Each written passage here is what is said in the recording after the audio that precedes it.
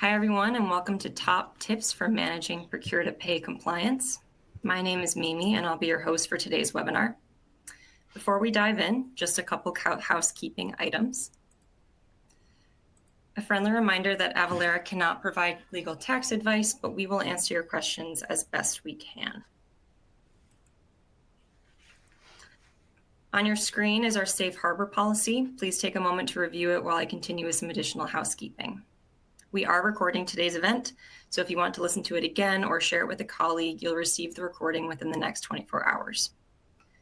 The console you're looking at can be customized. Feel free to move or resize the windows if you'd like. The slides can be resized by dragging from the bottom corner or by downloading the PDF slide deck under additional resources. If you have any questions, please submit them using the Ask a Question box. We will answer as many questions as possible throughout the webcast and during the Q&A time at the end of the presentation. You may also submit webinar troubleshooting questions there. Join the group chat by clicking the button down at the bottom of your screen with the little chat bubbles. The group chat will pop up on your screen. We encourage you all to introduce yourselves and make connections with your fellow attendees. Drop in the chat where you're calling in from today. If you have any technical questions, there is a question mark icon at the box, or reach out using the Ask a Question box.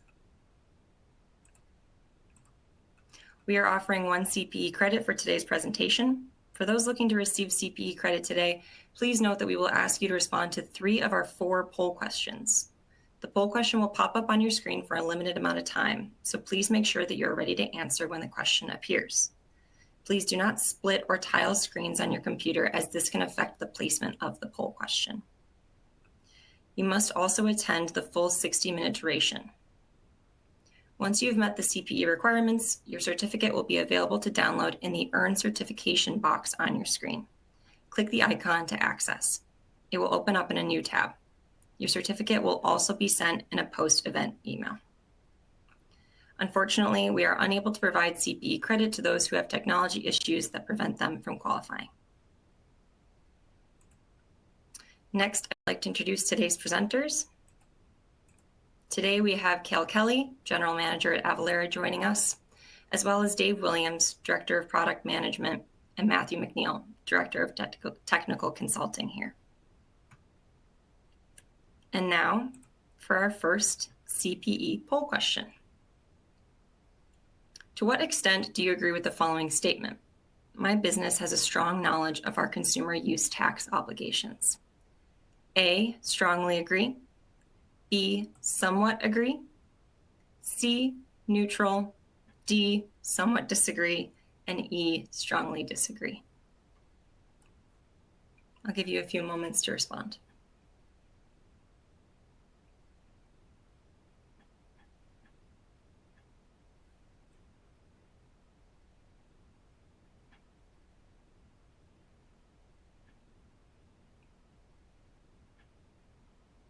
Okay, great. Let's see what those responses are. It looks like somewhat agree is the most common response. Well, let's learn more about consumer use tax and other procure-to-pay items. I'll pass it over to Cal to get us started. Okay, terrific. Thank you, Mimi. And thanks everyone for joining today. Really appreciate you spending some time with us. We're going to talk about the procure-to-pay products at Avalara. And before we get into that in depth, I want to go through how they fit into the overall Avalara product portfolio. And even if you're an existing customer and maybe been a customer for some time, we often hear that customers are surprised to learn sort of what all the breadth of products that Avalara offers. So we'll go through that briefly. Then we'll talk about our 1099 and W-9 product and filing those forms for vendors, managing vendor exemptions when you're purchasing tax exempt, and then catching vendor errors before they become a liability, which is our consumer use tax product. And then we'll get into some Q&A. So just to start out, again, looking at how procure-to-pay fits into the broader Avalara portfolio, at the most elemental level, if you will, all businesses do 2 things. They buy things and they sell things. They buy from vendors, sell to customers. And we've set up our product portfolio to help you be compliant in both of those functions.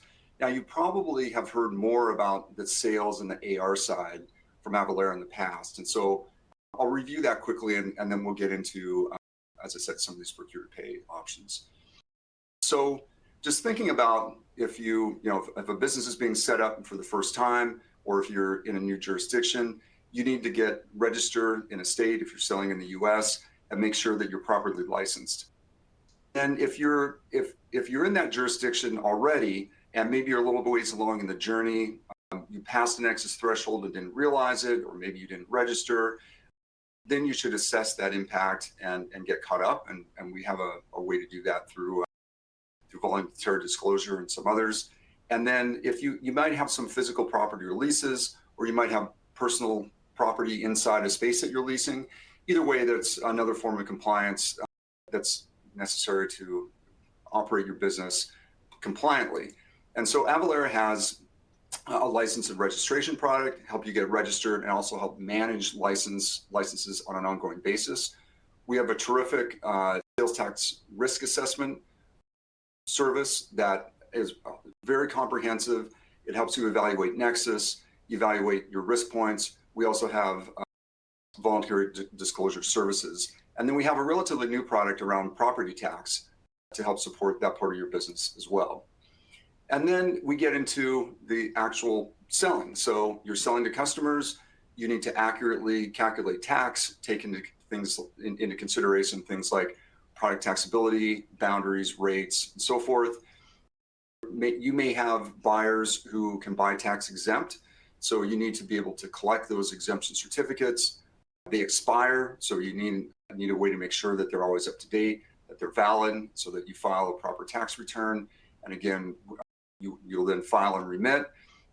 And you may be in a situation, if you're selling abroad, where you need to do e-invoicing and provide that taxation in real time. In addition, there are some supporting functions here as well. So there's a lot of complexity in US tax, and you may need to research taxability rates, other issues. If you're selling abroad, you may need to classify products to make sure that the duties are charged properly. You might want to calculate those customs duties as part of this sale, rather than when those goods are landed, to make a better customer experience. And then you may work with vendors and pay them in a way that requires you to file with the IRS, file a report on those payments. And so we have a core set of products: AvaTax for calculation, our ECM or exemption certificate management product, tax returns and reporting, our e-invoicing and live reporting, and then a number of supporting products that you see down below. And we'll obviously dig into the 1099 product, and both on as we move along. Now, if we turn to the vendor side, you've either been charged tax or you haven't, and the to-do there is to verify and approve the taxes on those purchases. So that's our consumer use product. There may be instances where you are able to buy tax exempt, and so you need to make sure that the vendors that you buy from have an updated exemption certificate. You also will need to file and then might need to receive e-invoices as well. And then once again, there's some verification that you might need to do around how goods are classified if you're selling them abroad. You might need to understand and research some of the rates, rules, taxability, and so forth on goods that you purchase. You might need to verify vendors' charges. That's something that's coming in a customs or cross-border scenario. And then on the vendor side, you want to make sure that vendors are properly set up, collect those W-9 forms, and then ideally have an automated process where all that W-9 information is accurate and it's automatically transferred to the 1099. So again, from Avalara has this set of core products.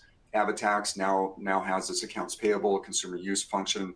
We have vendor certificate management that we'll talk about today as well, the returns and e-invoicing products, and then the supporting products down below.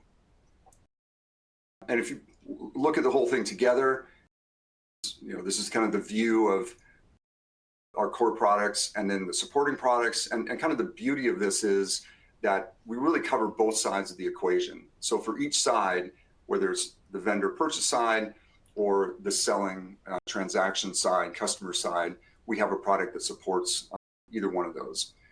Again, we're going to help you with licenses, registration, tax research, classification of products, duties and tariffs, W-9s and 1099s. And then we do all this within, we meet you where you are when it comes to your processes and your tech stack. So we have over 1,200 connectors. We connect to ERP systems, CRM, e-commerce, marketplaces, POS, and so forth. We also have some flexible APIs. And we don't have all our products and all of our connectors, but we're working our way there. And then we have a number of services. So we have Streamlined Sales Tax, which is a bit of a program, maybe more so than a service, but in calc and returns, we can often save customers a significant amount of money. We have the sales tax risk assessment that I mentioned, plus we have implementation, training, and support services. So that's kind of the full stack. Again, if you have questions about any of this, beyond the products that we covered today, we would really enjoy talking to you about these, demoing them, and so forth.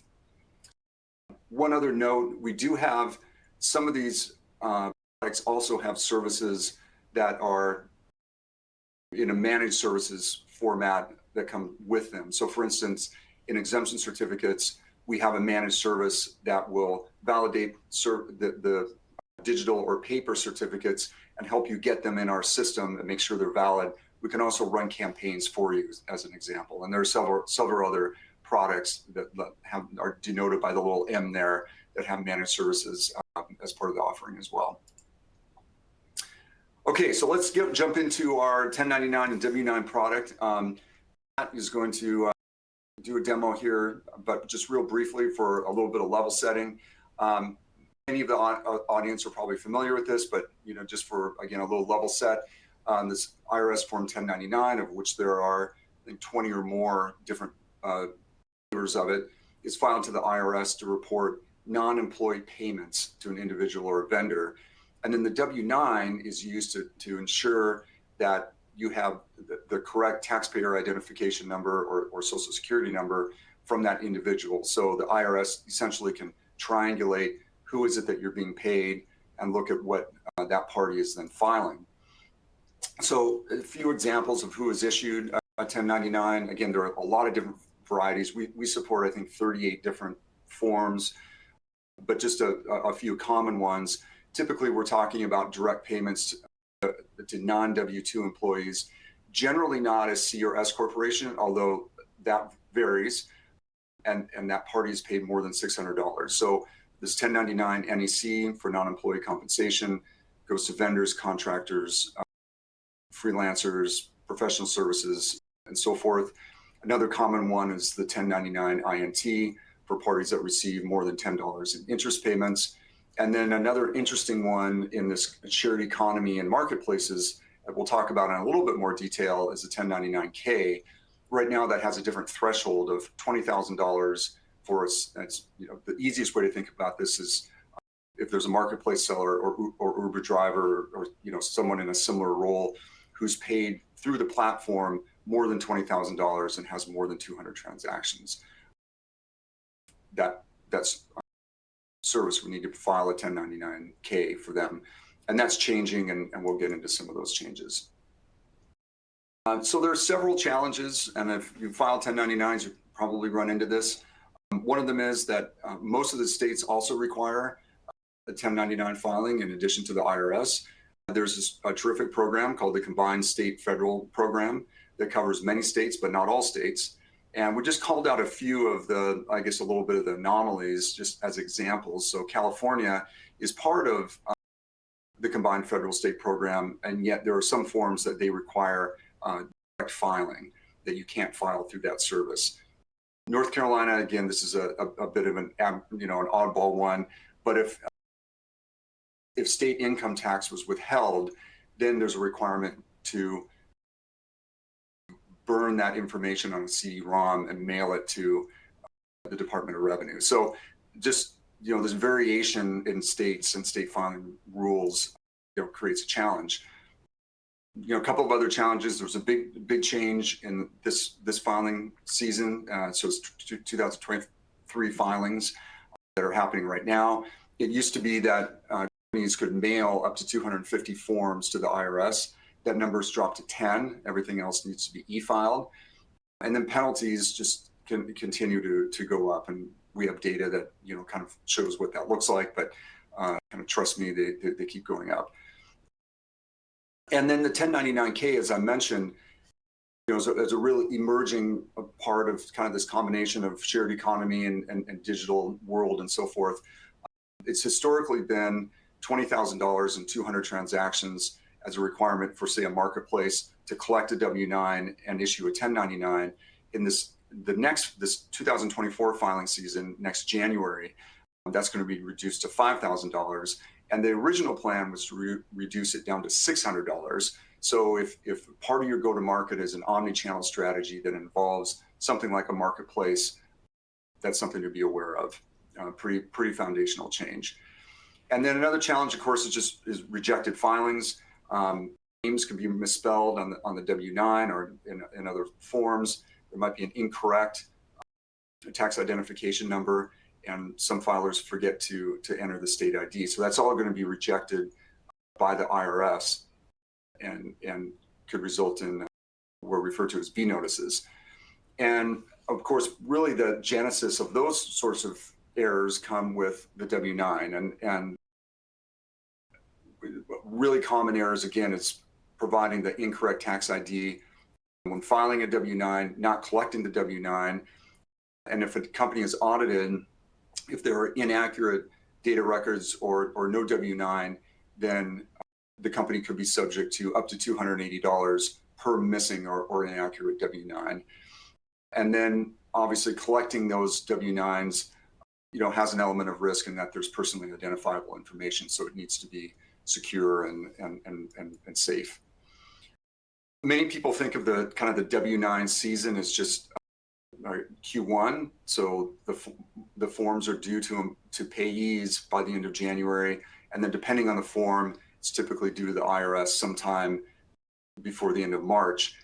But what we recommend is to think of this as a holistic process to automate and digitally collect and manage those W-9s, get vendors set up.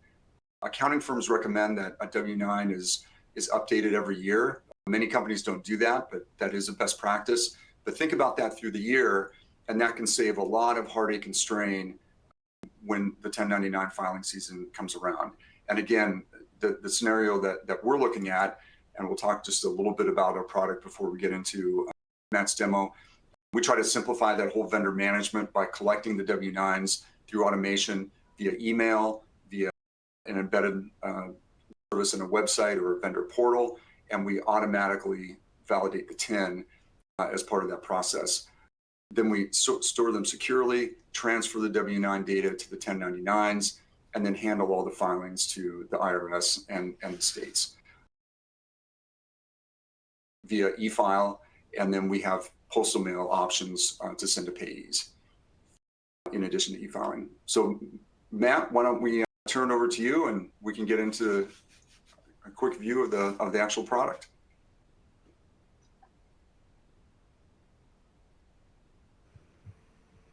Okay, let me share my screen with everyone.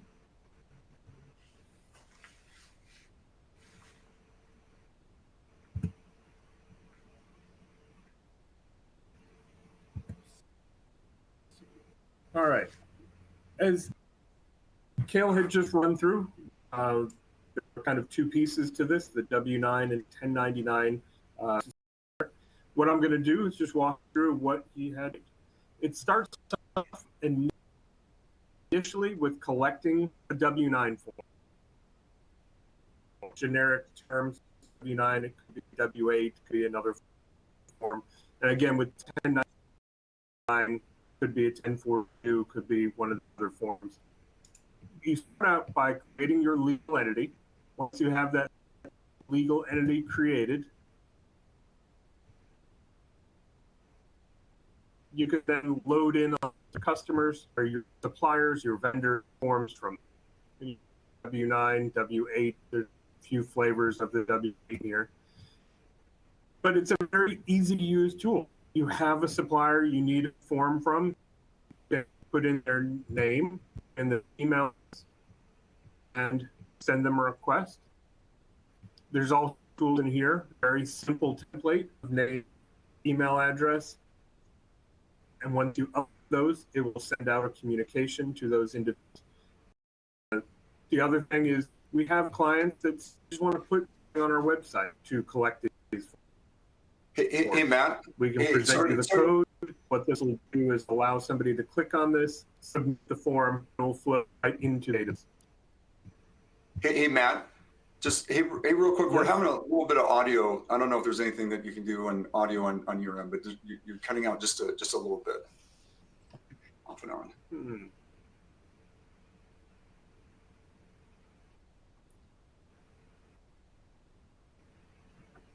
Let's try to keep rolling with it, and hopefully that'll clear up. Yeah, let me see if I can adjust this by shutting video down and just running it that way. What I was saying is there are several ways to request information from your suppliers. Individually, you can put their name and contact information. You can upload a list, or you can embed something in your website. In the end, what's going to happen is we drive them to a website to fill everything out. In this example, we've sent an email out. In the email, they would have a link to fill out the W-9, which is very straightforward. We've all seen a W-9 form. They choose their legal entity status, name, address, tax ID number. The nice thing about this is when they put in their tax ID number, we're going to try and verify that against the IRS database of tax ID numbers, looking at their tax ID number and their legal name that they provided. If it's incorrect, it won't let them save the form. They have to have it correct to submit. The other piece here is giving us permission to be able to email a 1099 form when we generate those at year end. And you'll see we collect the signature here right on the form. The system will take all this data, including the signature, embed it on a form that is then stored within our software.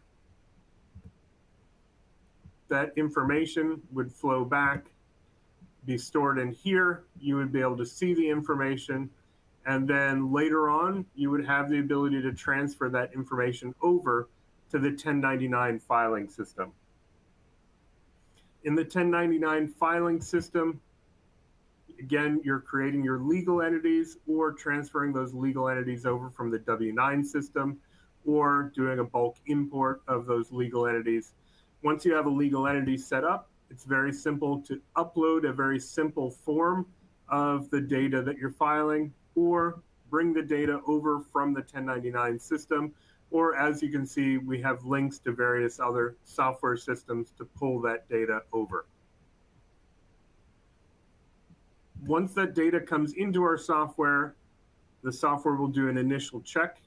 You'll see if it cannot be filed with the IRS, it'll show this red X.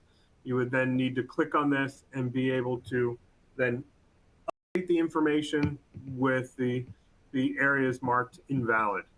Normally it's missing address, missing tax ID number, different things like that.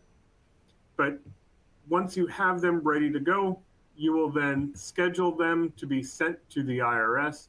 You'll pick a date. Our system will provide you with kind of estimated dates, normally a few days before the due date. You can see on here it's saying filing should be done today because this is for the 23 tax season. I'm already late on these, so it wants me to mail them right away. If we have state filings, they will show up on the state filings tab. Before we send off to the IRS or to the state, there's two interesting tools here. One of them, address verification, allows it to clean up addresses, make sure it's in compliance with the postal code. Also, it will, if there's a forwarding address on file, it will provide that and ask if we want to utilize that. The other piece is TIN matching. If it didn't come through our W-9 system, if you collected the information in another way, it's always nice to do this TIN match right before you send it, so that way you don't get a rejection once the IRS reviews it. But filing is very straightforward. You schedule the dates for federal, for state, and on this date, it's going to send it off to those agencies. Later on, you'll have the ability to do corrections very quickly and easily by just clicking on one of these accounts and correcting it. It will then refile with the IRS and resend to the recipient. You'll see this box for e-delivery. This is sending off to the recipient. This could be a date that we plug in if we have an email address on file. If we don't have an email address on file, then we come to here and we can click on this box and it will download the forms that need to be mailed by postal mail. Or if you wanted to, click on this box and it'll allow you to communicate to Avalara saying that you would like Avalara to mail them on your behalf. That's the filing sequence. At the end of doing all this work, you'll have the ability to download all your data, back it up on your system. Just know that we retain all the information for 5 years within the software. As we move to the next year, this 2019 will fall off. We will send you an email letting you, if you haven't backed up your data locally, come in and download all that data so you don't lose it. But looking at a prior year, just to show you really quick, once something's been filed, you'll have the ability to correct it in the prior year or in the current year if it's already been filed. Once you click on this, again, it sends it to the IRS. It allows you to send that new form. And at any time, if you need to pull forms from prior year, you'll see this print form will allow you to download a copy of this 1099. You'll have the ability to manage teams within the software if it's not just you working in here. You'll see in here team access. You'll have the ability to create it for your team. You'll then load in users and give them access to the software. Once they're in the software, you can then give them access to individual accounts or give them access to all the accounts. It's up to you. But the software generally very simple to understand, very easy to use, very quick to file everything with the federal government and the state government. I'm going to pass it back to you, Cale. Great. Yeah, that's terrific. Thank you, Matt. Yeah, and just, I love that, like the color coding and the workflow and just to, let everybody know we have, I think, over 60,000 customers that use this in this recent filing season. And for those of you who are familiar with Net Promoter Score, we got over, well over 1,000 NPS surveys back and achieved an NPS of 79, which is really it's a great score, and I think it's because of what Matt said. It's easy, it's fast, and folks really enjoy it. So keep that in mind, and let me turn it back over to Mimi. I think she has another survey question for you. Yes, we do. Hi, guys. All right, next question. How does your business manage consumer use tax obligations? A, manually using internal teams. B, using automation tools within internal teams. C, outsourcing to a firm. D, not sure. Or E, other. And if you respond to other, you can leave your other response in the attendee chat.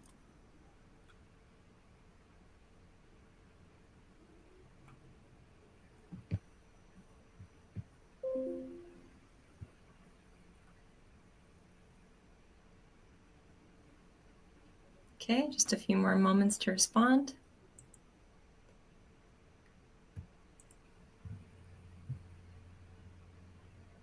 Great. Okay, let's see those responses. Looks like the most popular response is manually using internal teams. I'll pass back over to you, Cal. Terrific. Thank you, Mimi. All right. Well, we're going to get back to consumer use in a minute here, but before we do that, let's go to talk about purchasing tax exempt and our vendor exemptions product. For those of you who are maybe more familiar with customer exemptions, that's the process of collecting a certificate from someone buying tax exempt. And we have a terrific product for that. It's not only stores all the certificates, but it does it in a really smart way. There are all kinds of ways to integrate it with websites, point of sale systems. It'll tell you if certificates are expiring. It can automatically reach out to customers. It has auto validation and uses some AI capabilities. But we want to for this conversation, we want to focus on the vendor side. So maybe to start out, I want to start with a real life example. And this is from our partners over at Sales Tax Institute. And you see this headline, DC Court affirms the denial of a refund claim for hospital. But if we get into just a little bit more detail here, George Washington University was denied a refund claim of $1 million, okay? And what happened is they purchased food for the hospital to be resold. And they later realized that there's an exemption around that.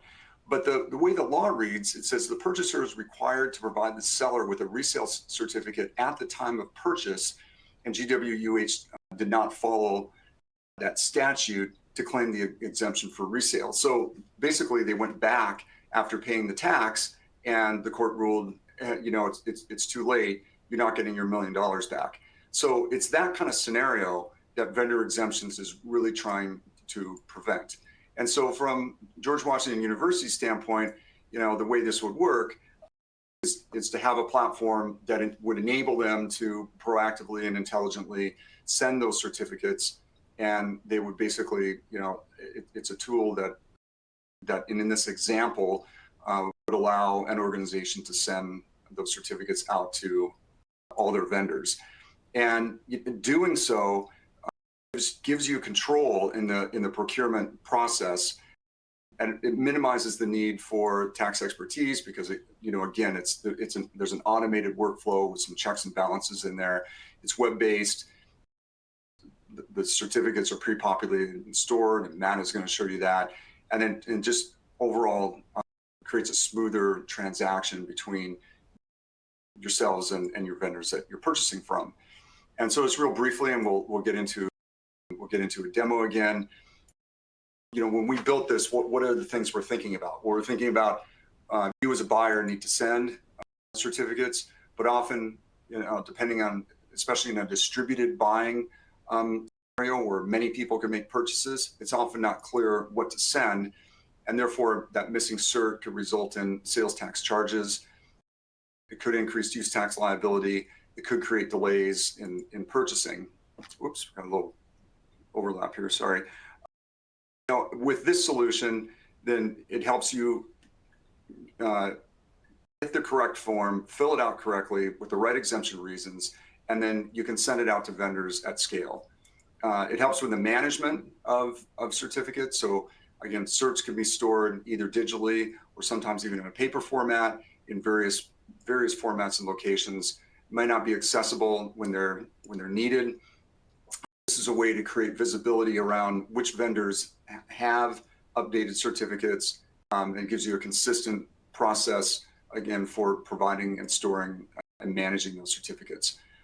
On the seller side, they need to make sure that whatever certificate they receive is valid. So it helps your vendor make sure that they have a valid certificate that's always up to date. Expired certificates are problematic. I mean, that's a big area of liability. Again, make sure that you have sent an updated certificate to all your vendors, and so they wouldn't charge you.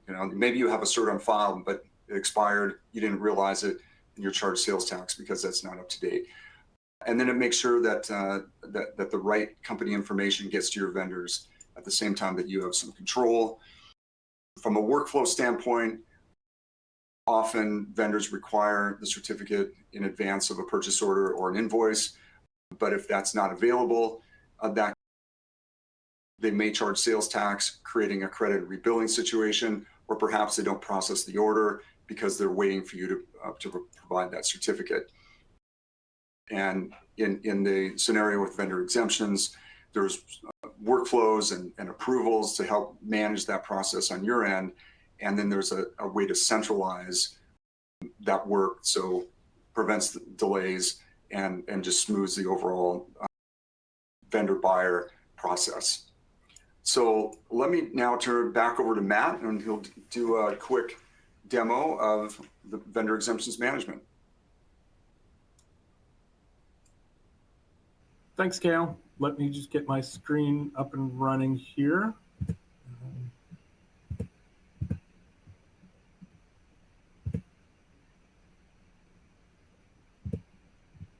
So the Avalara vendor exemption software is really built on the same engine that we use for customer certificate collection. We're just flipping it around so that people can send out their documents to their suppliers. You'll see it uses the same interface. We're at the same login. It's part of the Avalara core suite of products. But setup is a little different. What we'd want to do first is decide what states are you registered in? Would you need to send certificates out?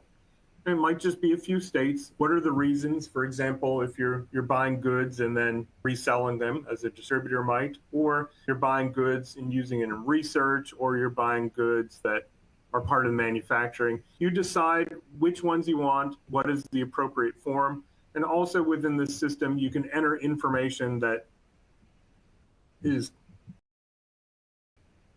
reoccurring information, such as the tax ID number. You want to enter in your California tax ID number, so that way when you're actually completing the form, you don't have to go look it up. You've got it stored in here. And once you've created those states, the next thing is adding vendors into the system. We can add a vendor through a bulk import, through an Excel spreadsheet that gets uploaded.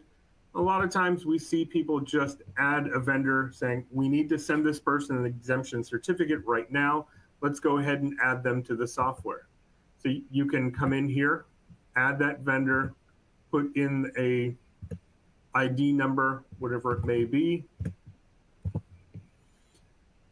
present their address, city, state,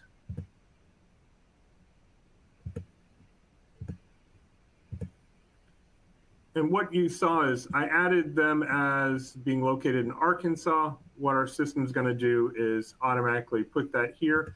You can also say, nope, they are also doing business in Texas, and maybe we're getting deliveries from them in California, whatever it may be. You add it in, and you'll see information down here on how you would want to handle this as it applies to the use tax system. How do we want to record this? Shipping to a certain cost center. What type of products did you want to say are automatically exempt? We can put in item codes, we can put in descriptions, and you'll see statuses down here. If we were to say everything we're buying from this supplier, we're directly reselling, we're a distributor, we would then say, let's make them exempt from sales tax. We save this vendor. What's going to happen next? It's going to give me this warning. Well, you said you're getting deliveries in Arkansas and Texas. We really should send them an exemption certificate. Our software will, hitting this create and send, will allow you to build an exemption certificate for these two states and send it off to this customer. We would then track in the history when items were sent, what was the email address that we sent it to, and those type of things. But within the software itself, there are tools in here to manage this process. During that setup process, you would have the ability to set up the states, but also determine expiration dates. Our system will naturally present default dates based on our tax research library. You'll see access to that here. But as things start to expire, you'll see in our reports tab, we have the ability to run reports on this data. What new vendors were added in the last 30 days to see, do we need to add any certificates into the system to send to them? What vendors are missing exemption certificates? Probably the most common one, vendors with certificates expiring in an upcoming period. From here, you just click on this to run the report. The system would then present a listing of vendors, and you would have the ability to generate mass mailouts to these suppliers. The system has the ability to generate what we call certificate packages. So instead of generating, 5 different certificates for this vendor, 5 for that vendor, you can say, here are our standard package of certificates. It's going to be these 5 states. We would then select a list of who we'd want to mail it out to. Our system would then populate in the vendor names on each individual form, showing that they're unique forms sent out, and then allowing you to do that mass mailing to those people. This is very handy if you operate in states such as Florida, where it expires every year. You can upload a copy of your new Florida resale certificate, select 80, 800, 8,000 vendors, and send it out to all of them saying, here is a copy of my new Florida certificate. But you'll have the ability to dig down into these accounts, see them, and again, see the history of when it was generated. You'll see the certificate here that was built out. Information's filled in. It will take a signature, put it on file here. And again, there are some nice tools. If you needed your supervisor to sign off on these, again, within the tool, our settings area, you can embed a signature, uploading a copy of a signature in here, whatever it may be, to be able to make this fill out faster, easier, and quicker. But again, it's going to allow you to manage the documents, making sure you're filling out the right forms, filling it out quickly and easily, or uploading a copy of a state issued form to be sent out. You're then able to track when it was sent out, who it was sent to, what was the email address. And finally, you're able to track what's expiring that I need to replace, coming in here monthly or quarterly and just running that report and just sending out a mass communication to those suppliers so that way you don't get taxed. I'll pass it back now. I think we have. Terrific. Thank you. Thank you, Matt. Appreciate it. I think, are we going straight over to Dave then, Mimi? We actually have one CPE poll question. Yep. Okay, great. Thank you. A quick cue. This is our third CPE poll question. If your business handles consumer use tax manually, which strategies do you employ? A, best guess lump sum payment.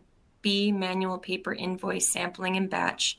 C, spreadsheet manual audit, a subset of invoices. D, manual invoice inspection at the time of invoice.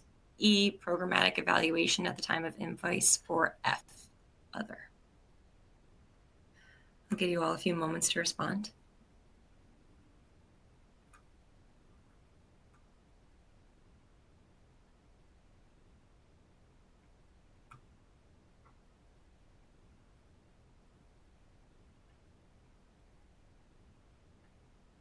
Okay. Just a few more moments. Get your answers in.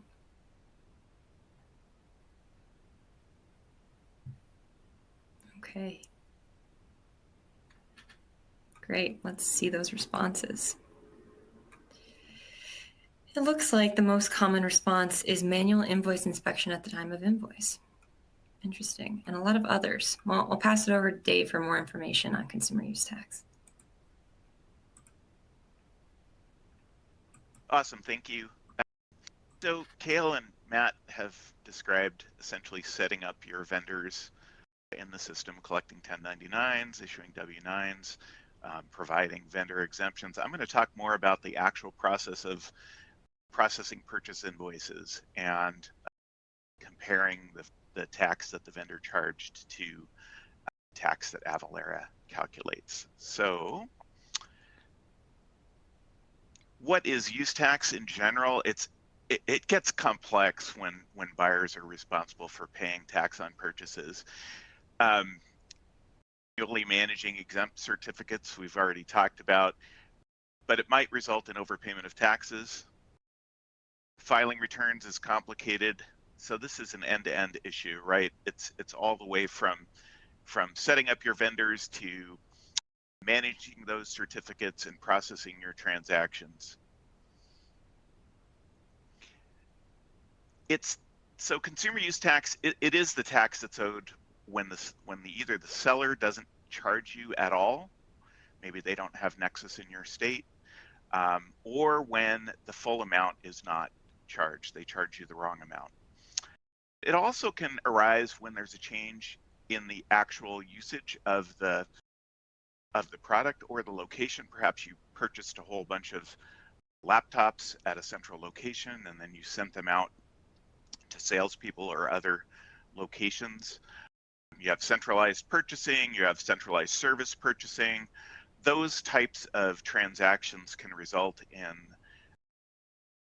either the initial payment of tax to the local jurisdiction with then alternate taxes owed as those products or services are distributed, or maybe you even want to allocate it up front where those products are eventually going to be used.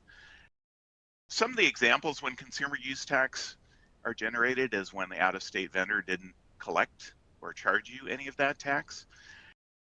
You put a purchase into inventory that you later either consume instead of reselling, or otherwise change the usage of the product. Or you might, again, if you have centralized purchasing, purchase in one jurisdiction and then put it into service elsewhere.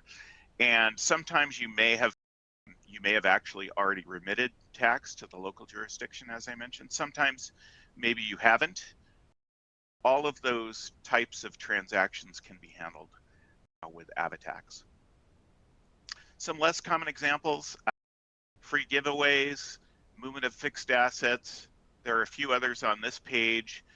You can see promotional items is one that does come up a lot. You do need to potentially collect use tax or collect and remit use tax on those items. Again, inventory movement, real property, whole bunch of transactions that are complex. And you add that complexity to a lack of automation and you wind up with a situation that may be high cost and high risk to your business. So self-assessment, as you guys have said in your answers to the queries so far, the CPE questions, it's manual and resource intensive, and it can require specialized skills. Rates and rules are very complex. Integration and automation can be difficult, and the tax triggers are not the same as they are for sales tax, right? When you sell, you generally care about whether the user is exempt or not, and that's it.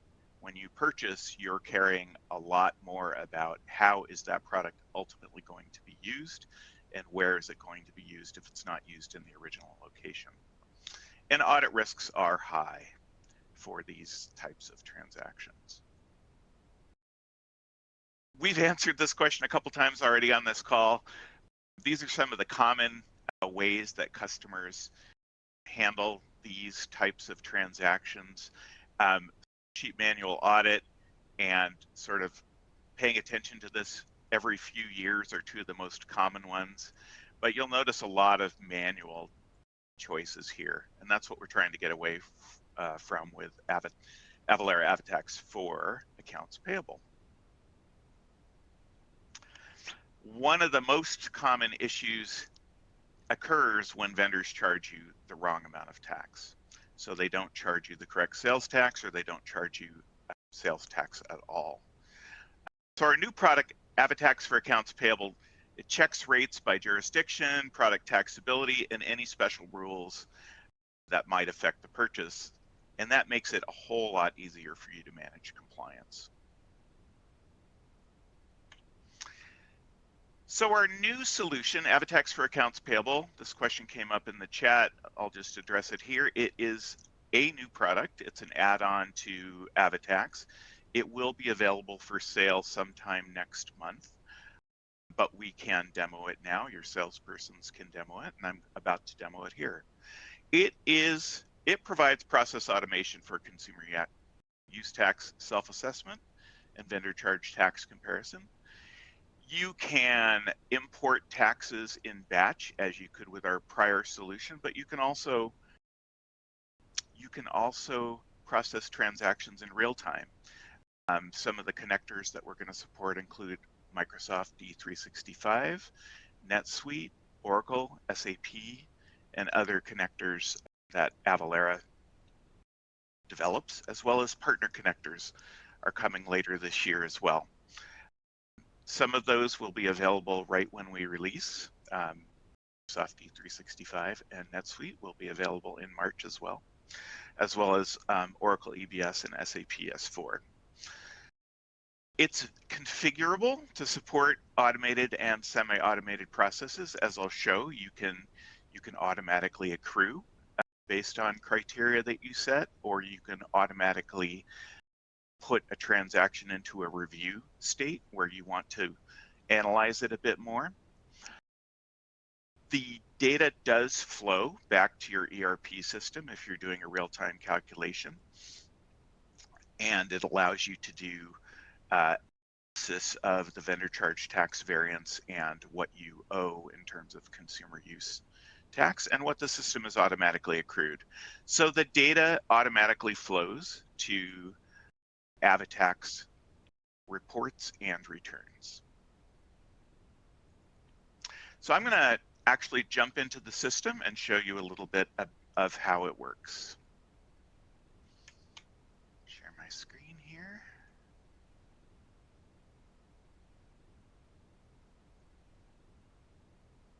There we go. So again, some of the items that you can set up, we've already talked about vendors a little bit. I'm going to hop into Manage Vendors and show some of the capabilities for Accounts Payable that we've added. So I'm going to look at a vendor that I've set up, and when Matt was showing, he showed the basic information about the vendor, like its location, the tax regions that it's in. There's also some Accounts Payable information at the bottom of the screen. And one of the most interesting is that you can set a status for your vendor.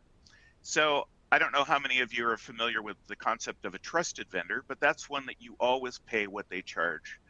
They're consistent enough in sending you the right tax that you're going to trust whatever they charge. You're not going to put the transaction into review. You're not going to short pay or accrue or anything like that. You're just going to accept their tax calculations. Another example is that you might have a vendor who, even if you haven't provided them a certificate at this point in the system, you'll notice that there are no certificates for this particular vendor at this time, but that they should never be charging you tax. So you can set it as exempt, or you can say, but I trust this vendor doesn't charge me the right amount of tax, but I'm willing to accrue tax on this without reviewing. So basically this is an auto accrue scenario for use tax. Similarly, you can also set up master data for your cost centers and for your items. If you have an item that is always exempt or has a specific purpose, like a manufacturing purpose, you can configure that. If you want to associate a cost center with either an item for the purpose of product taxability or for the purpose of exemption, you can do that as well. And all of these configurations are considered when you process a purchase invoice. Another very interesting one is thresholds. You can say, for example, that you know, if my total dollar amount of my invoice is $100 or less, I really don't care. The tax difference is potentially going to be so small that I don't want to do, I don't ever want to accrue tax on that action. So I'm just going to go ahead and say I'm willing to let go of anything smaller than that amount. I'll still see it on reports. I'll still see what the variance would have been, but I will not accrue tax on such a small amount. For rounding issues or other reasons, you can also say don't accrue if the vendor's calculated tax and what Avalara calculates is below this number. So I would never accrue a rounding issue or a penny difference. I'm not going to accrue anything other than under 2 cents. On an upper limit, I can say, you know, I don't ever want to auto accrue over a certain amount. I want to review those transactions. So maybe I'm willing to accrue automatically up to $100 on a transaction, but I don't want to accrue anything larger than that without review. I can do that by specifying a number here. And you can manipulate these numbers so that you put every single transaction into review, or you could also put, for a real-time scenario, you could manipulate these numbers so that the system will never put anything into review. It will always pay and accrue automatically, and then you can go back later and make any adjustments that you need to end of month or something similar. So when you process the transactions, whether they're by batch or by real time, you're going to see them in this state on this page. And the status is either going to be accrued, ignored, or need review. Ignored is something that happens when, for example, the seller overcharges you. So in this case, the calculated tax by AvaTax was $725. The vendor charged you $80. So they overcharged you by $75. You don't have any requirement to accrue tax there, obviously. This is a situation where you'd want to go back to your vendor eventually and say, why are you overcharging me this tax? You could have set this based on your tolerances up to not pay this vendor. You could have put this into review if you had wanted to, and then that vendor potentially wouldn't be paid. You could contact the vendor if you needed to get them to re-invoice you, something similar. Here's an example where it was too small to evaluate. Remember, my number was $100. It was a $45 transaction. There is a variance between what the vendor charged me and what was calculated of 23 cents, but I'm not going to accrue it. I'm just going to ignore that one and say that that was too small to accrue. And then finally, auto accruing with invariance. Here's one that I did have a $25 difference, and I'm going to just go ahead and automatically accrue that because that was under the $100 where I said. Finally, it's very easy to see all of your transactions that need to be reviewed. There's a filter, and I am going to wrap it up at this point. I know we're running a little bit short on time, but again, we are happy to demo this to individual customers who are interested in this opportunity, and we'll try to answer all our questions that you have. Thank you very much. Thanks so much, Dave. Okay, one last CPE poll question for everyone. What is the hardest part of managing tax compliance for your company? Is it A, sales tax calculations, B, determining when or where to register, C, keeping up with changing tax laws, D, managing consumer use tax, E, filing and remitting returns, C, managing exemption certificates, or G, e-invoicing requirements? Give you a couple moments to respond. And then we'll try to get to at least 2 questions. Any questions that you drop in the Q&A box, we do save. So we'll try and reach out to you, and we have your email information from being registered. So we'll try to get back to you with a response. Okay, just a couple more moments. And let's see. Keeping up with changing tax laws is a common response. Okay, and now for the Q&A portion of this evening, excuse me, this morning, wow. A question from Caroline. We issue vendor exemption certificates based on job as we are a contractor. Does the vendor exemption module allow us to issue multiple certificates by job rather than just by state? Hey, Matt, are you still on that one? Yeah, the system allows you to generate an exemption certificate. At the end of the process, it asks, would you like to apply this to a specific job number or a specific PO number? If not, it will create a blanket certificate to cover all transactions.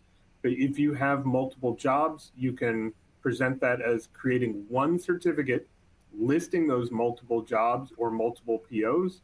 Or if you wanted to, you could do it separately, creating an individual certificate for each one of those projects.